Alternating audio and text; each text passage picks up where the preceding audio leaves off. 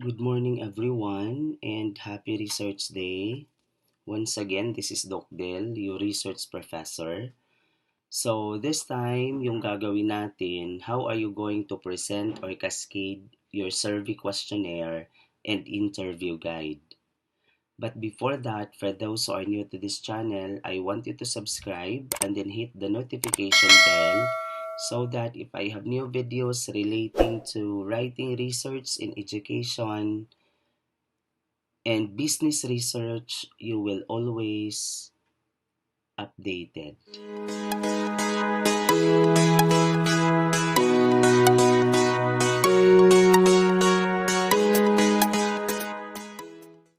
So, this time, yung gagawin natin ay kung paano ninyo gagawin ng mabuti, ng maganda, ang inyong survey questionnaire. Okay. So, sisimulan natin sa interview guide. Okay. So, ang interview guide is ginagamit siya no kung gagawa ka ng interview or magkakanda ka ng interview. So ang tawag diyan interview guide or interview schedule, and this is intended for qualitative research. Okay. So first, punta tayo doon sa Google. Okay. No? So punta tayo sa Google and then we have to set the margin.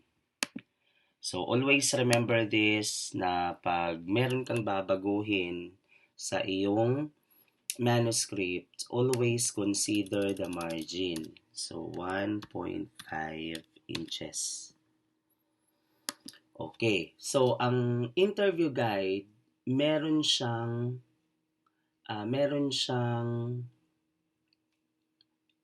tatlong section, no? Ito yung introduction, ito yung body, at saka ito yung conclusion. Okay. So for example, the title is, you are going to have your research title here, lived experiences among tea shop owners in Butuan City. Okay, no? So that is now our title. Okay, so dapat makinig talaga kayo ng mabuti kasi kadalasan dito tayo hindi maganda yung pagkakagawa ng ating interview guide. So and then lagyan nyo dyan sa ibabaw sample interview guide. Okay. Sample pa yan kasi gagamitin ito sa proposal. However, during the final defense, hindi na ito magiging sample because it has been already used. Okay. So, that is sample interview guide. Okay. So, dito tayo sa introduction. Okay. Introduction. So, introduction is actually composing of pagpapakilala sa sarili doon sa mga participants. Of course, you have to introduce yourselves doon sa participants. Introduction. Okay, so punta tayo doon sa AI. Okay. So AI.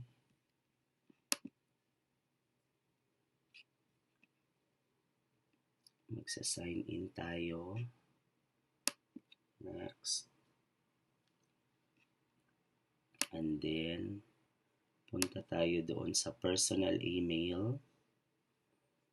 Okay, so here, in the study entitled, okay, paste. Provide an interview guide. Provide an interview guide that will be used in the interview with introduction,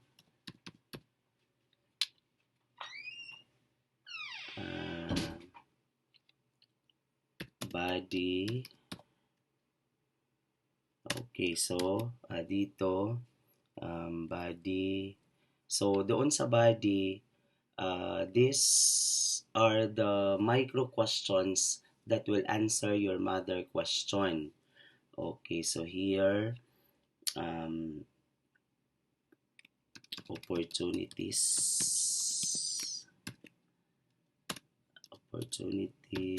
challenges,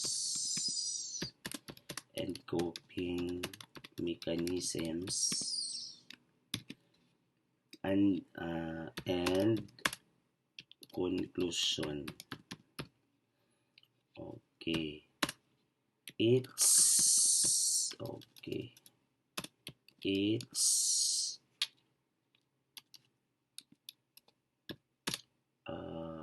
question will have 2 to 3 sub-questions that will answer to the opportunities, challenges, and coping strategies. Okay, then prompt.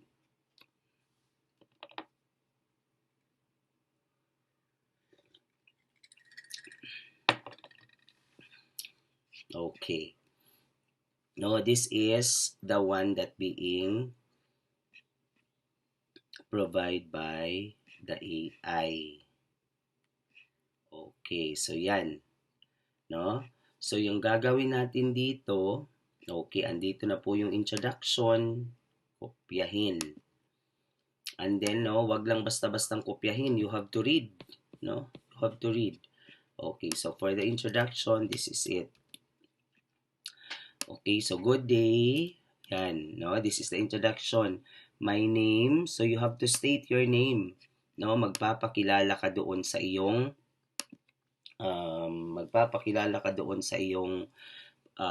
i-interviewin. And I am conducting a study on live experiences. I would like to learn about your journey as a tea shop owner, including opportunities, challenges, and coping mechanisms you have encountered. Your insight will be valuable in understanding the dynamics of the tea shop industry in Butuan City. So this interview will be recorded for transcription purposes, but your identity and responses will be kept confidential. Are you comfortable with proceeding with the interview? So this is now our introduction. So next, doon tayo sa body. Okay, so the body of the interview guide. So dito na magaganap ang tanungan, no? So ito na yung mga tanong na i-ask mo doon sa iyong participant. Okay, so balik tayo doon. Okay, so kopyahin natin hanggang doon sa dulo. Okay, coping mechanism. Okay, so balik tayo dito. So dapat dito sa body, okay. Letter A, yan, letter A talks about opportunities. And then here, doon sa opportunities,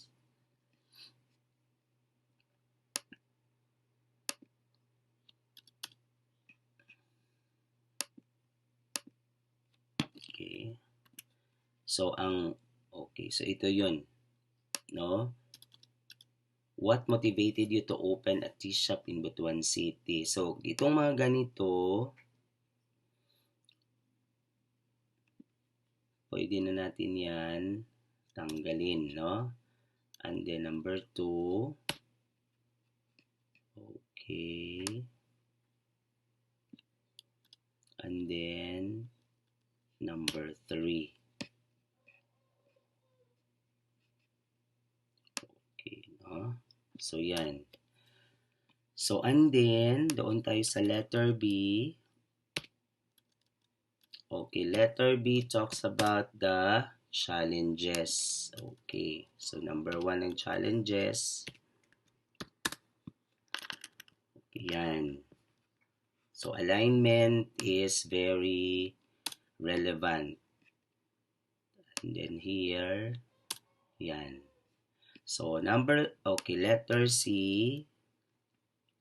Ganin na natin itong mga ganito, no? So, hayaan nating mag-share ng kahit ano-ano ang ating participant, no? Para mapayabong natin ng maigi ang ating gagawing interview. Okay, yan. Alignment. So, yan. Okay. So, the last one is your conclusion. Okay, Roman numeral 3. Yan, conclusion yan. And then, in the conclusion, of course, no, thank you for sharing your valuable insights with me. Your experiences will be instrumental in understanding the lived experiences of the tea shop owners in Butuan City. Okay, so is there anything else you would like to add or emphasize regarding your journey as a tea shop owner? Okay, so this is the phase of an interview guide. No? So, ganyan lang siya kasimple ang interview guide. Okay. Punta tayo sa paragraph to make it sure. Okay, 0, 0. And then, okay, yan. So, we have to bold introduction. And then, the body. And then, of course, no, the conclusion. And then, of course, the title of the study. So, this is now a sample interview guide. No, you have your introduction, you have your body, no? Again, the body, no, these are actually the question that is located, no, in your research objectives or statement of the problem. And then and then the conclusion. Okay, so introductory of yourselves, you have to introduce. Conclusion is before saying goodbye to your participants. Okay, so I hope you have now a complete guide on how to present your interview guide or interview schedule. Okay, so next is a survey questionnaire. No, kasi yung inyong mga survey questionnaire minsan bilasa, no? Hindi maganda. So how are you going to present this in a presentable way so that, no, it could be appealing also, no, to the respondents who will be responding to your survey questionnaire. Okay, so ito yun. So for example here, the question, okay, no? So lagyan na naman natin ng okay. Yan. Copy and then sample survey questionnaire. Kasi, okay, sample survey questionnaire. And then, palitan natin ito ng customer preferences and satisfaction among tea shops in Butuan City. Okay, so yan. Now we are still on tea shops. So here, of course, no, for example, if you have profiling, okay, so dapat Okay, this is your part 1. No? Ganito dapat ang pagkagawa.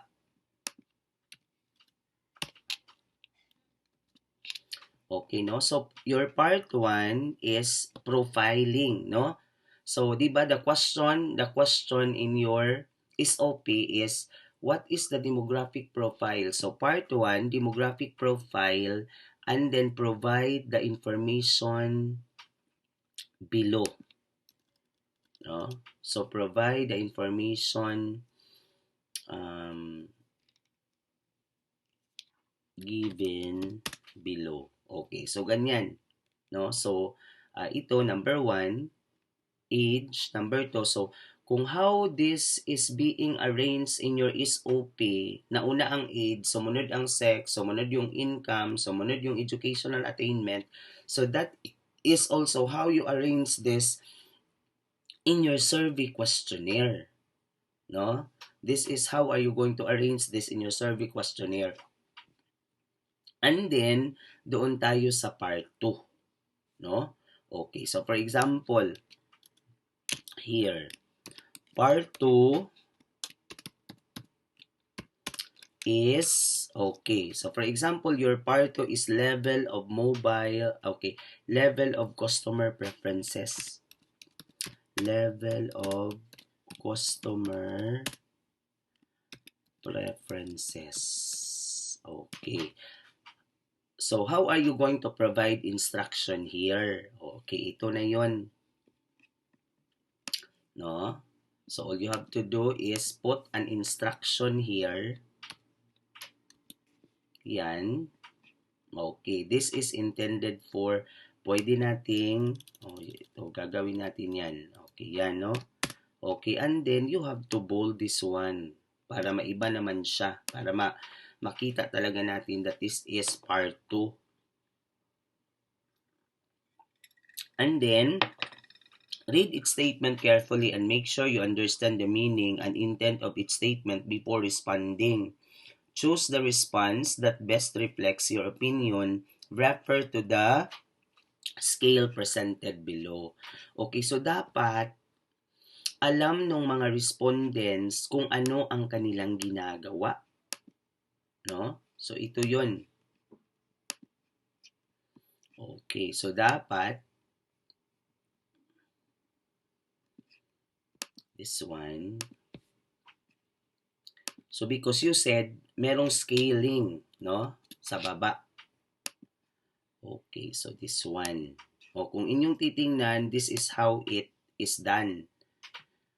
Punta tayo dun sa home and then dun ba?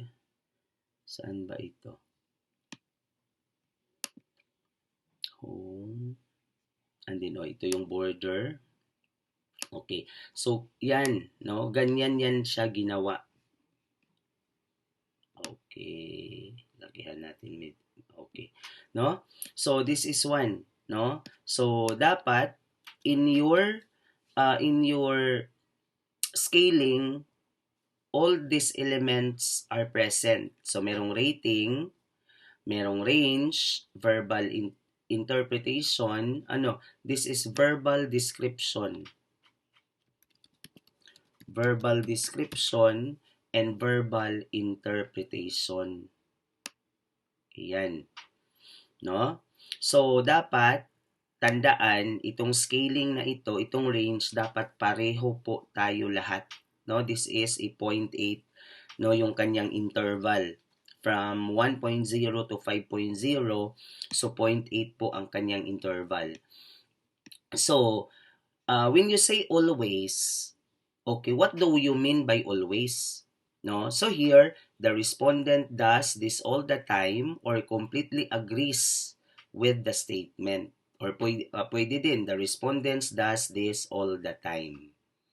The respondent, okay, so ganyan, no? Meron siyang description. Kasi pag sinabi nating always, how could we be able to quantify? Paano natin siya i-measure?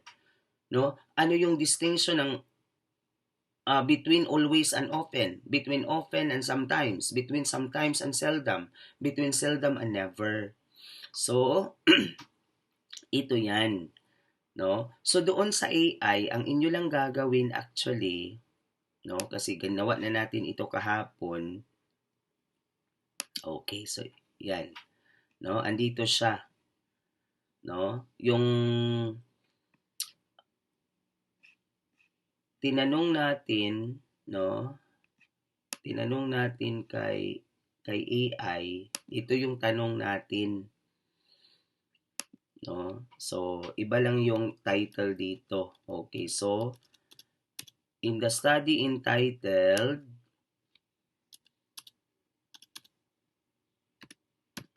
okay, paano nyo gagawin yung tanong, no? You align lang this in your title. In the study titled, okay, tingnan natin ha, in the study titled, gamitin natin yung title natin.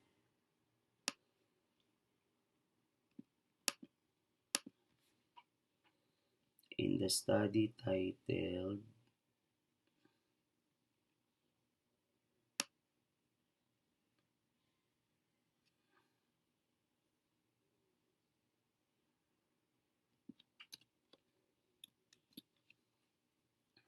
ng city, comma, the verbal descriptions are the following: 5 always, 4 often, 3 sometimes, 2 seldom, and 1 never. So, for example, if your verbal description is very high, high,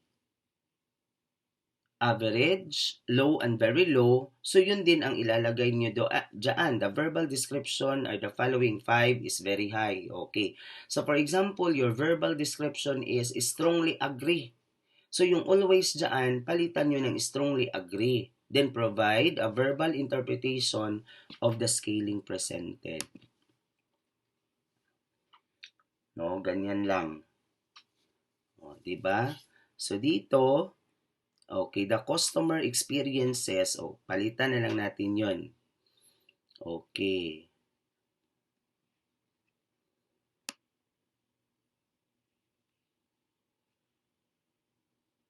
Okay, no, para it will really align to our, kaya na yun. And then ito, the customer experiences this frequently or agrees with the statement most of the time. Okay, most of the time.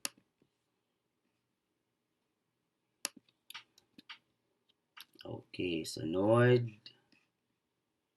Okay, the customer experience disagrees with the statement on some occasions but not regularly. Okay, so basahin nyo talaga, wag lang kopya ng kopya, no? Yun ang masama sa inyo. You are just only copying without comprehending. The customer rarely experience this or agrees with the statement. Yan. And then, never, so, the customer has never experienced this, completely disagrees with the statement. Okay. So, kailangan one sentence lang. Kasi yung ginagawa nyo, kinukopya nyo lahat eh.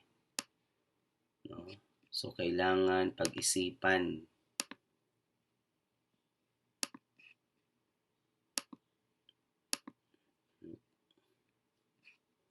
Then, verbal description. Okay, so yan. No? So, the customer dapat uniform. The customer experiences something or exhibit a behavior consistently every time they visit a tea shop, no? So meron siyang verbal interpretation. Next is how to present your statement, no? How to present your statement. So dito for example, okay. 1 2 3 4 5 6 7. Okay. So, tanggalin na natin yan. No? We will remove the border. No border. Okay, so yan na yun. Okay, here. So, dito tayo sa um, customer preferences. Okay, no? Customer preferences. So, mag-insert tayo ng 7 columns. 1, 2, 3, 4, 5, 6, 7. At ilang rows. Okay. So, dito, you have to label here. Okay. Punta kayo dun sa layout. Tapos, yan. So, ito, number man ito. So, dito yung statements. Statements, ha? Kasi marami. And then dito, 5, 4, 3, 2, 1. Dapat ganito, hindi siya 1, 2, 3, 4, 5. Kasi meron akong nakita na 1, 2, 3, 4, 5. So, dapat decreasing. 5, 4, 3, 2, 1 para hindi malito ang inyong mga respondents. Okay. So, dito, hindi siya kailangan ng malaking space. So, you have to adjust. Kasi ang gagawin lang man nila dyan, they have only to check, check, check, no? You have to balance the space para maganda siya tingnan. Okay. And then, yan. So, and then, ito, so, ano lang yan, no? Kasi number lang man ang ilalagay natin dyan. Okay, layout, center. O, center talaga, no? Pag mag-center kayo, punta kayo dun sa layout, no? Kasi, para kung mag-adjust man yung kanyang spacing, kasama niya yung number. So, since, okay, una ninyong gagawin, for example, yan, no? You have to merge this one, highlight and then merge. And then, so andito yung, wag nyo nang lagyan na level of customer preferences kasi andun na sa ibabaw kasi nga part 2, no? It is now redundant. So, for example, ano yung pinakaunang indicator? For example, personal factor. Okay yan, no? So, dapat i-bold ang kailangang i-bold. No? Medyo mahaba-haba ito kasi no? Pagtiyagaan nyo kasi para maganda yung presentation. And then, lagyan dito 1, 2, 3, 4, 5, 6, okay. So, ang gagawin nyo, lagyan nyo lang cursor dyan and then tab. No? Tab lang. Tab. Long press ng tab. And then, 7, 8, 9, 10. No, para walang overlap na mangyayari sa number at saka sa text. No? Pagkatapos naman dito, ito na naman. Merge na naman natin. Merge. And then, okay, for personal factor. Next is economic factor. No? So, another 10. Copy. Okay. Control V. Yan, meron ng 10. Okay. So, for example, dito na naman tayo so, ganyan lang. You have to merge. You have to merge that. And then, a personal market factor, for example. No? These are all examples. So, and then, another 10 na naman. Okay. So, you bold the indicators. Bold nyo yan. Para merong distinction na that is an indicator. Okay, yan. So, and then, dito dapat lahat ng mga statements dito dapat justified. No?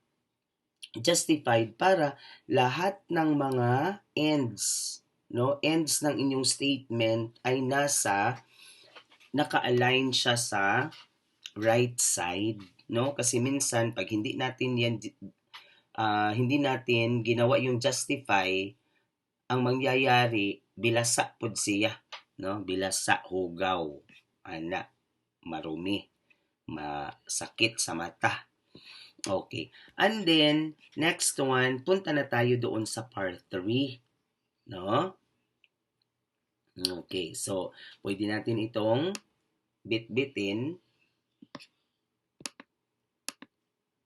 no? Para hindi magpabalik-balik yung respondents. Okay.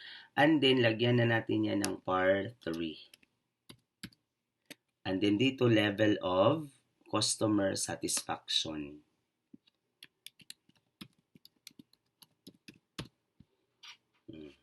No? So, yan din. And then, yung gagawin na lang natin, kopyahin natin ito, then idikit natin dito, and then, okay, palitan natin ito, for example, appearance,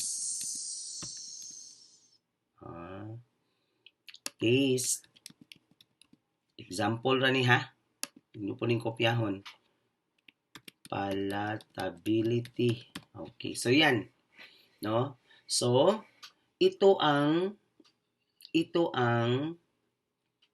mukha ng survey questionnaire. Okay, no? So ngayon, halimbawa, wala kayong demographic profile, no? So, do not force. Kasi sa halimbawa, sir, naman kung kay demographic profile. Okay. So, for example, wala kang demographic profile. Ato na lang yun yung i-demo.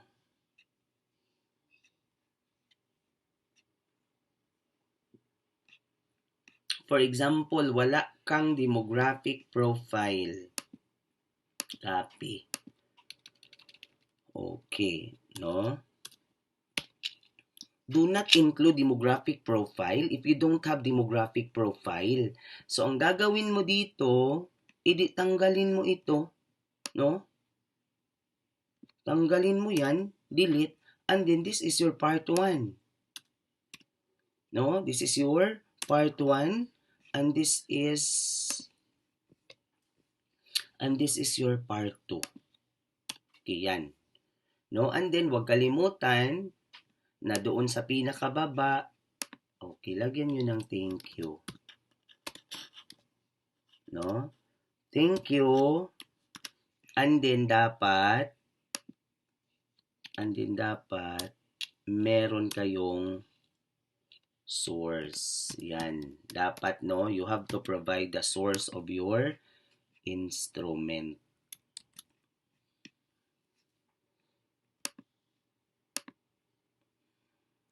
Single space. So, no? Dapat meron kayong source ng inyong instrument. Yan. So,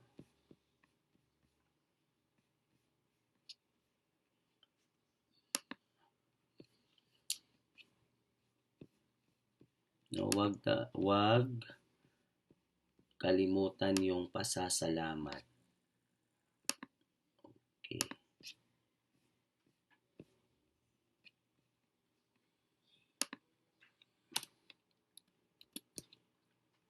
Okay, and then, yung source ninyo, yan nyo na lang yan, italic. No, pero dapat hindi siya bold. Okay.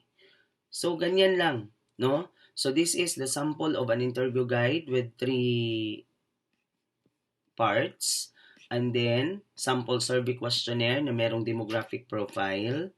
And then, sample survey questionnaire na walang demographic profile. No? So, ganyan. So, I hope this time you are now guided. No? You are now guided with the presentation of your survey questionnaire. No? Para when I check, maganda yung kalalabasan. And then, no?